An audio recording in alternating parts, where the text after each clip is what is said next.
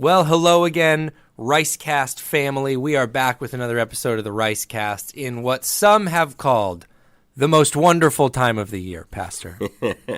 There's a jingle about how we are now in the most wonderful time of the year. I really like that song. It's a nice little fun song, and you know, it does feel that way, even though I know it's a lot of stress for people. Sure. There's a lot of, we all know that we've talked about this on the podcast. People have a mixture of emotions, you know, in holiday seasons.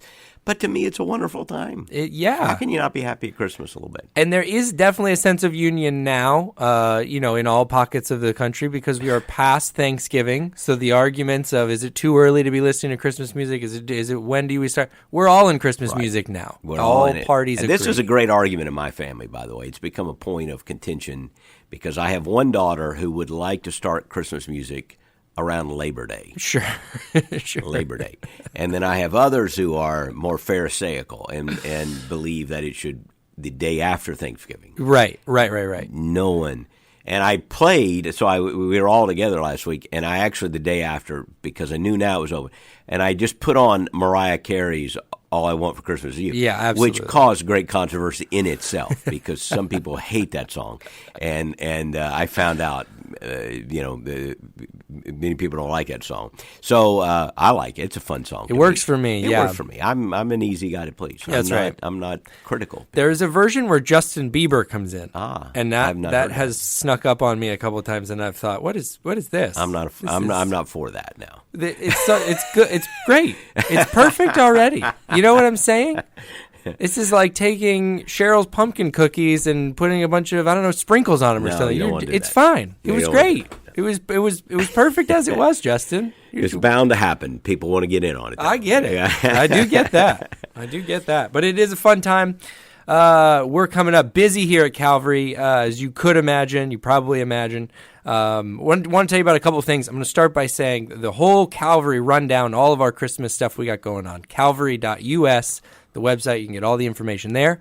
But we have, of course, coming up here really quickly, in like less than 2 weeks, we've got the Christmas Nights of Worship, Pastor. Big, a lot of highlights here. Every Sunday is a highlight because it's Advent season, and if you come to our campuses starting this weekend, obviously it's Christmas. The decorations are up. The Christmas music's on. We're going to have the season, and for us, it's a spiritual time of looking to and thinking about Jesus. Message series locked and loaded, ready to go, and so we're excited. But of special events, the Christmas worship nights on the 11th and 12th are huge, and we have 2 nights because there'll be great crowds, and we encourage you to come and invite people. These are great invitational opportunities, by the way. I often use them for that. And then the Christmas Eve services. We have approximately 67 or something. No, not that many. We have a number of Christmas Eve services at all of our campuses, and those are both very, very special times. So it's Saturday and Sunday, December 11th and 12th, the Christmas Nights of Worship, both at 6 p.m. at the Clearwater campus. It's going to be at the Clearwater campus. Right. So we hope that you can join us for that on the Saturday, Pastor. We're doing a little family fun activities prior to the Saturday gathering, which we're very excited about. There's going to be some fun stuff going on. Team's been working hard on that. So if you are a family, you have little ones, you want to come a little bit early to the musical on Saturday. Have a little fun. There's going to be some fun stuff, things for you and your family to do. So it's a very fun season here at Calvary. And again, you don't have to memorize all this. You can go to calvary.us. You can get all the information there, all the Christmas Eve information. It's all there. So, we'd love to see you. It's going to be a fun time. It always is.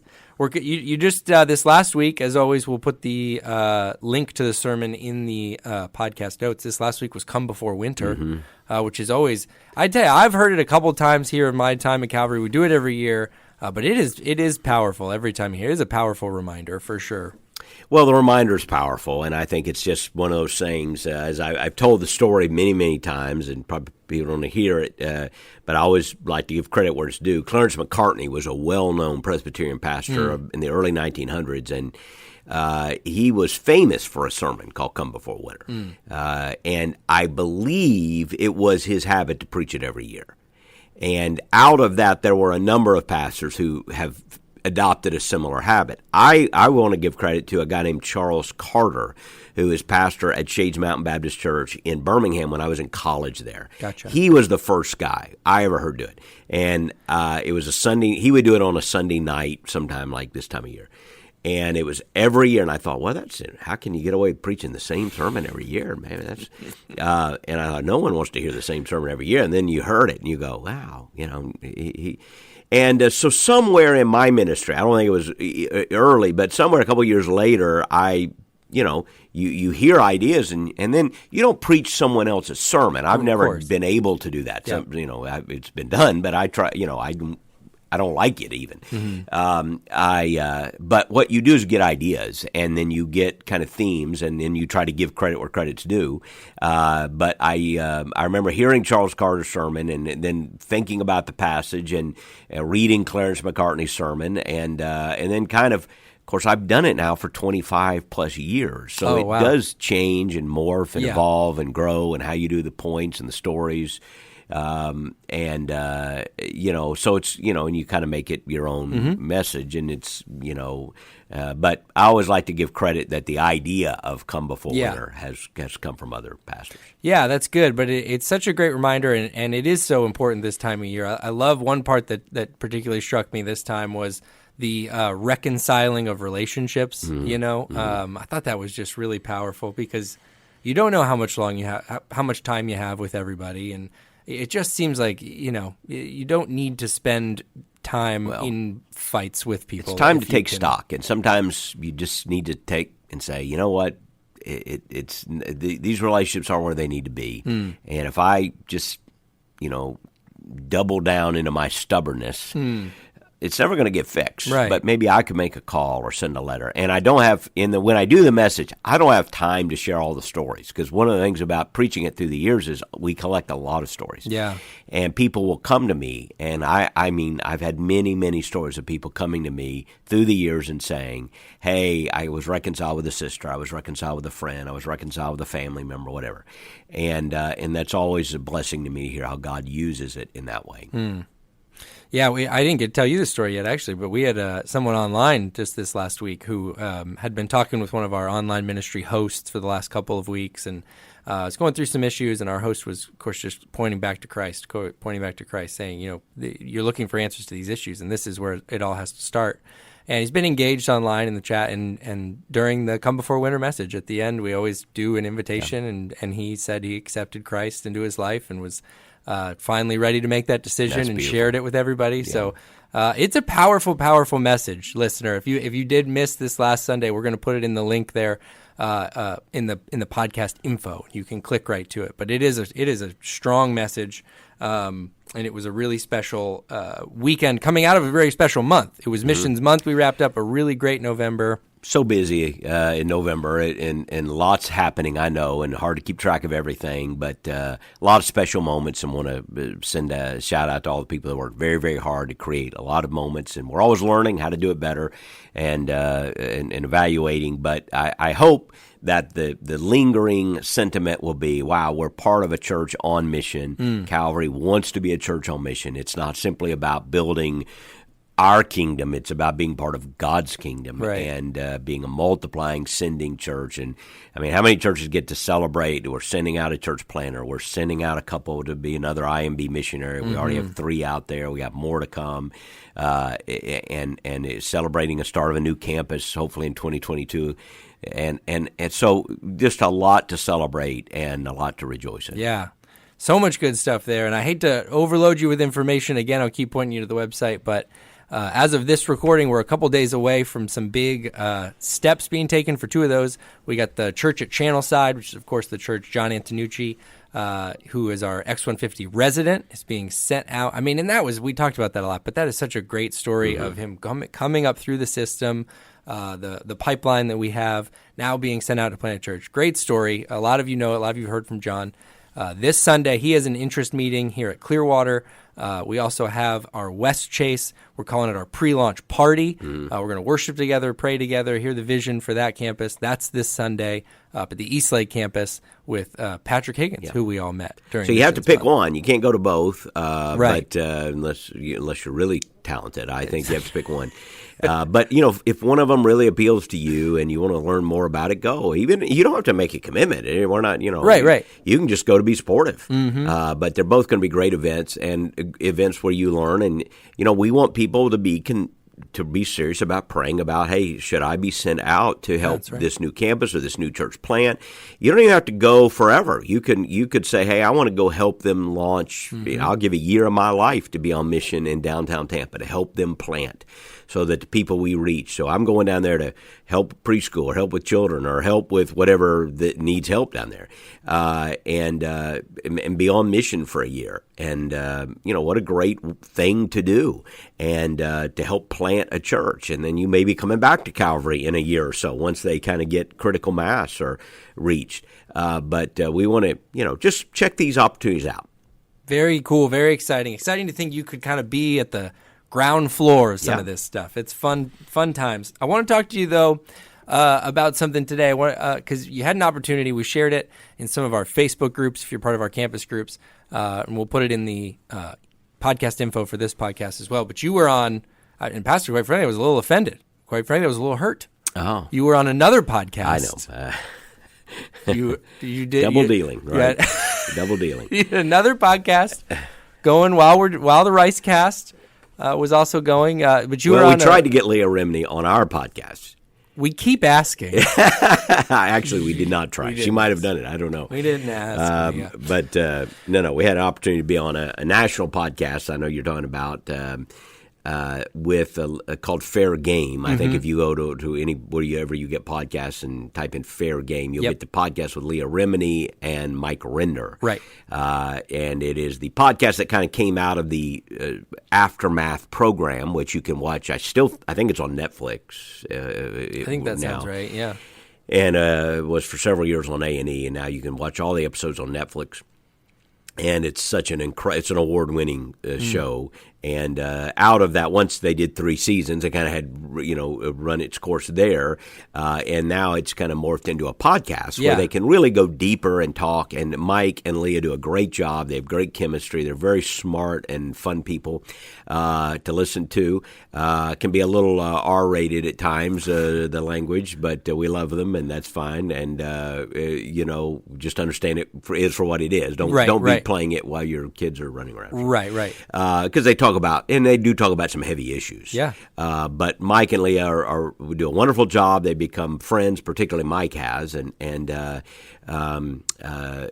it was fun to be on it and be a guest on this national podcast. Great accent on Mike. Where's that from? Mike was in Australia. Okay. I think he grew up in Australia, has Australian parents. I believe I'm right. Yeah. And I'm that's what it sounds like. 99% certain, yeah, an Australian accent.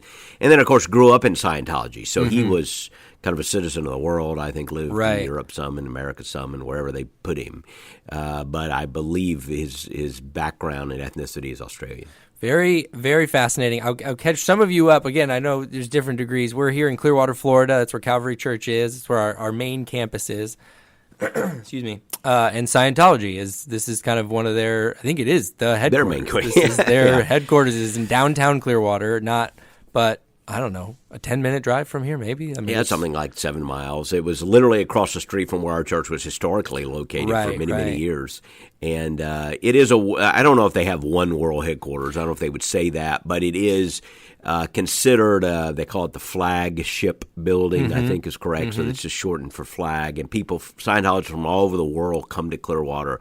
They have a lot of property in L.A., too. So it's kind of like 2 headquarters, but Clearwater may be their mecca, their head. Right. And, it stinks for us because it's become quite difficult in our area to deal with for several reasons. But anyway, they're here. And I even say that because if you've moved into Clearwater or in the area recently, I mean nobody goes to downtown Clearwater because there's just nothing down there. It's just and there's some good people. I mean, there's some restaurants down there that aren't Scientology restaurants. Right. But and we don't want to discourage people from going Of down course, there, right. but when you compare downtown Clearwater with downtown St. Petersburg or downtown Tampa, Dunedin even, or the smaller venues like Dunedin Yeah. or Safety Harbor or Tarbin, all those little niche downtowns and the big ones in St. Pete are on fire. Yeah. I mean, they are on fire. Right. And by that I mean, there's restaurants, there's people, there's entertainment venues. It's fun date night to go and eat. And downtown St. Pete's fun. Downtown Tampa is, that's I was born in Tampa, so it's fun to see that whole renaissance. Mm-hmm. You go to Clearwater and it's crickets. Oh yeah. And it's because of Scientology. Mm-hmm. It's because they have bought massive amounts of property, and it's being even now. There's like this week there have been more articles in the Tampa Bay Times about these, Scientology parishioners and shell companies buying even more property, and they sit empty. Most of the buildings sit absolutely empty. So bizarre. And they pay top dollar for it, sometimes over asking price. So they'll come in with money, cash, buy property. So it's hard to blame these people for selling property they wanted to sell. Right. But it's a real quandary for us who live here and for our city leaders, because we don't really know what the long game strategy is, except just to control the space around their buildings. So they buy up massive amounts of property that aren't being developed in downtown Clearwater, and they sit empty. So it's, people in Clearwater who don't even have a horse in the race from a theological issue. Maybe they're just maybe they're completely irreligious.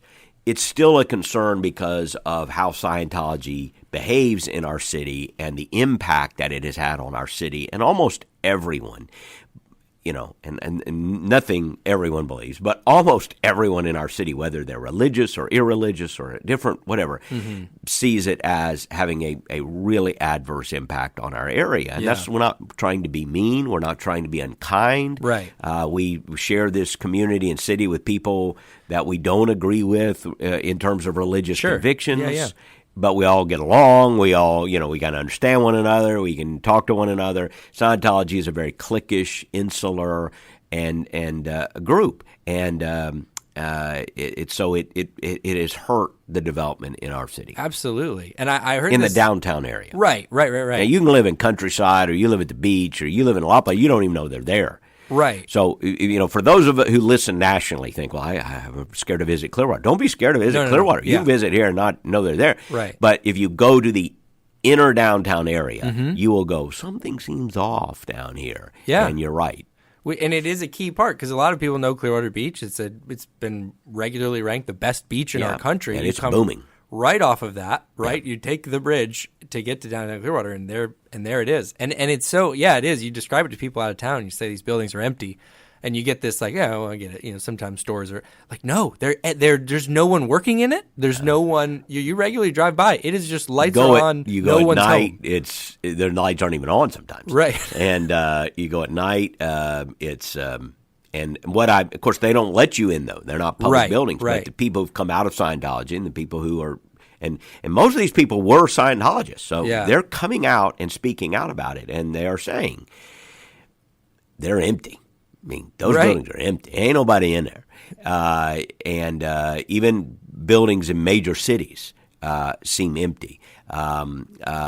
So it is a quandary, and so it's why we're not trying to be mean. We're not trying to be unkind to anyone else, but it's why, being one of the larger churches in Clearwater, being historically the first church in Clearwater, we just know it's part of our context of ministry. We have to be able to sometimes give an account as to why Christianity differs from Scientology, and that was the title of the podcast, I think, how Scientology and Christianity are different. And neither Mike nor Leah would profess to be Christians. I'm not trying to put words in their mouth. I mean, we talk very openly and candidly, but they're very friendly, so affirming. If you listen to the podcast, so kind to our church. But I say that to simply say they're not coming at it from the same vantage point I am as an evangelical Christian. Right. They, I think, would say, we like Pastor Willie, we like Calvary, what a great church. We don't agree with everything they believe, and we're still friends.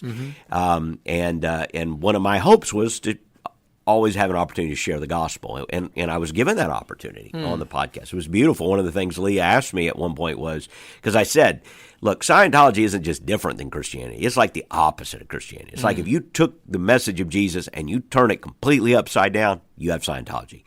And she goes, I said, it contradicts the essence of Christianity. And she goes, so what is the essence of Christianity? Which to a Baptist preacher is like, throwing a bone to a dog. It was like, I'm glad you asked the question. So she was so kind, and they are both so affirming. And though I only have met Leah once in person and talked a couple of times, and she's obviously a famous person, a celebrity, but she's very smart. She's very tough. You ought to read her book some point. It's a very good book. It tells the story. She is a tough person. And I told her, even after the podcast was over, we chatted a little bit, and I said, when my wife and I, we actually listened to her book one day when we were driving from Carolina, one of our trips, and I said to myself, as Cheryl and I said this to each other as we were listening to her book, I looked at her and I said, they hacked off the wrong gal this time.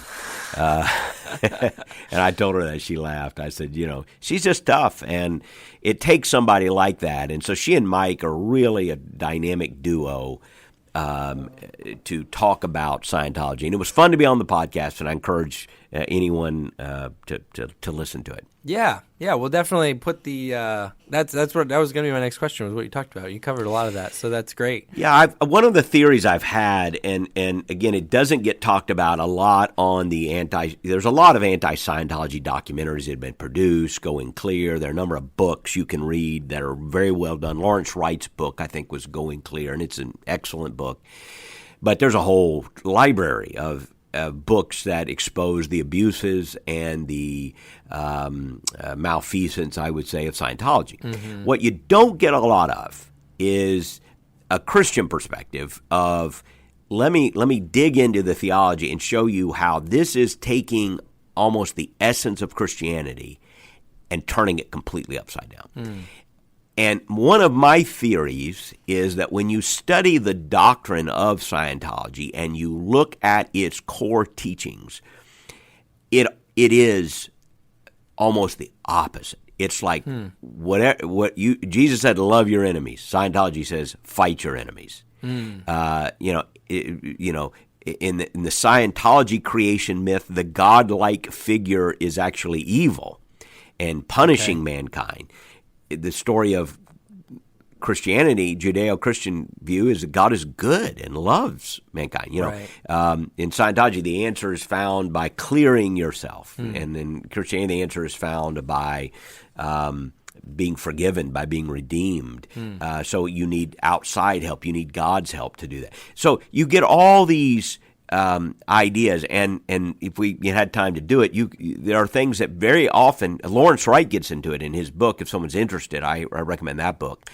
But Scientology actually has backgrounds in the occult and in Satanism.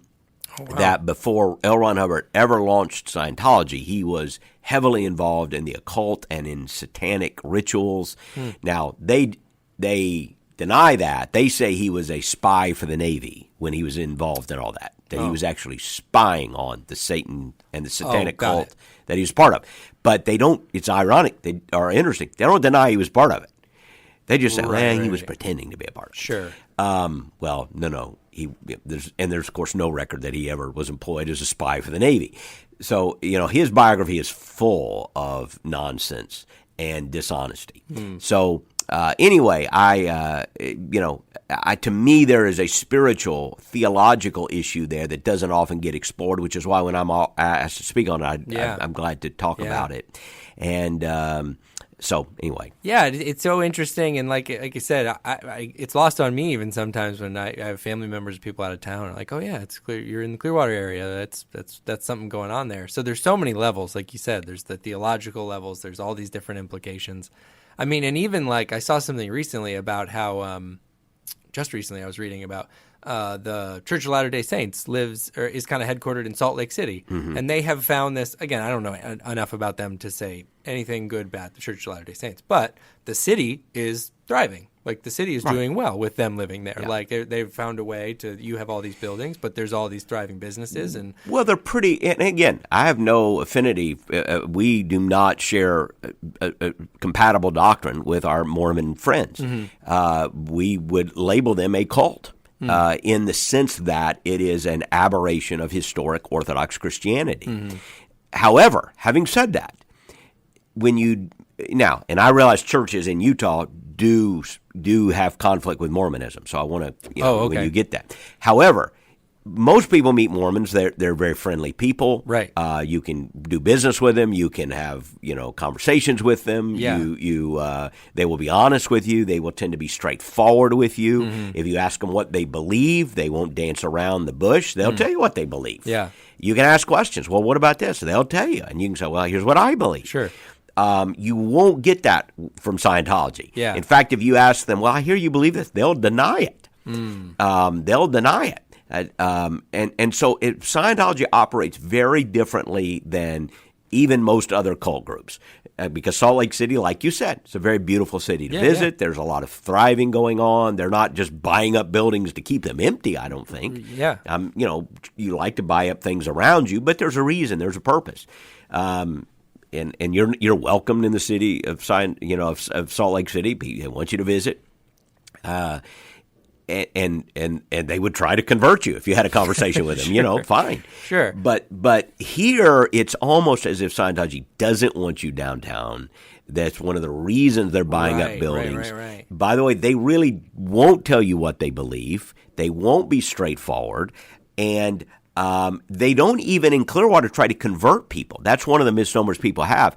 They do want to convert people, but their buildings in Clearwater are not designed for that. I've been told by these Scientology, if you walked up and said, hey, I'm interested in Scientology, could you help me? They would send you somewhere else. Mm-hmm. It's like they're not that's not what they do in Clearwater. So they're not on the street corner proselytizing. You don't have to worry about that. They just don't want anything to do with you. Yeah. They just don't want anything to do with you. They'll walk by you if you try to engage conversation. They won't engage conversation. So you have to find Scientologists out in the community who aren't necessarily working for the church. And those are the guys dressed in uniforms and got all these jobs.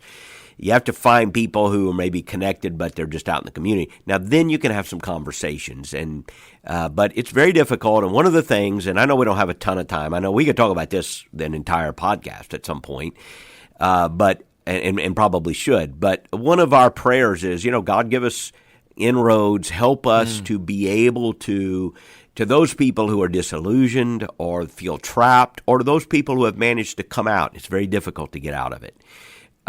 We want to be there, first of all, just to be loving friends and a loving community. Whether they will receive the gospel or not, we want to be people that they think, those are good people. They'll tell you the truth. They would help us. And I've communicated that to the people I needed to communicate it to, that if you need help, if we can help you in any way, people at Calvary would help. Yeah. And they know that. And people at Calvary have helped. Yeah. I'll say that. But we want to be that. But then we want to, our hope is we will also be able, for people coming out of that who have been jaded and broken and wounded and bruised by religious systems and abused, really, we want to be able to share the difference that Jesus has made and the difference that the message of Jesus is. And that's our hope and prayer. For those of you who pray, that's what we should be praying. God, give us inroads to say, hey, if you're comparing Jesus to L. Ron Hubbard, we would love to have that conversation any day of the week. Yeah. I'm not trying to be mean, but there ain't no comparison. Now, if you want to compare me to somebody, you can say, hey, he's a goofball, they're a goofball, whatever. People make mistakes. Sure. But Jesus, the L. Ron Hubbard, not even much of a contest. Not even close. Not even close. Yeah, no, because it is important to remember, and I'm glad you got to share that. A lot of these people get roped in when they're very young, so they're involved in something, and they people inside out. Again, I can talk about this all day, and I know we're limited on time here. We're pressed up against some things, but people. One of the things you don't want to say is that people inside out must be stupid. Don't go. Well, I can't believe anybody would believe that. Look, people don't join cults because they analyze their doctrine in a library somewhere. They get in groups because of relationships. You get in groups because everyone has needs. Yeah. Everyone. Scientology knows this. You can study how their recruiting methods. They know, and we listen. We do the same thing. Anybody does the same thing. Sure. People have needs. Right. If you believe you have the answer, you want to help them. Mm-hmm. So, but people get in because they found some help, some truth, something helped them, and then you find community, and it progresses a step at a time until you're trapped. And there have been stories in Lawrence Wright books, Going Clear. There are stories of there's one story of an upper level Scientologist. They hear a lot of this creation myth when they get to what's called OT3.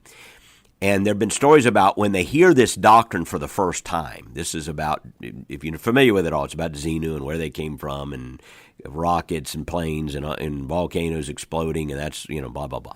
And a Scientologist will deny to you they even believe this. Okay. Many of them have never heard it. Sure. Now, you can read about it, but they're not allowed to. Right. But the one story is told of a Hollywood producer. He finally got to OT3, and he's reading this stuff. Uh-huh. And he later wrote, my first thought was, this is like an IQ test. Like, if you believe this stuff, you're crazy. We kick you out of here. You don't advance. Like, we're going to tell you something so nonsensical right. that we're going to see if you have any brains at all. Wow.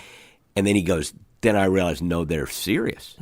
This is what they're, and then at that point you're so deep in, it's like, look, I'll learn it, check it off, and go on to what I like about it. And so don't ever say, I'm way too smart for that. Right. It ain't about that. People get drawn in by a variety of reasons. And the people I've met who have come out of Scientology are some of the brightest, smartest, most articulate people I've ever met. Very smart. So it isn't IQ. It's people get trapped little by little by little by little. And by the way, I've seen some church members who brag about, well, I never get drawn on this, and then I read Facebook and see what some of what they believe, and I want to go, what are you talking about?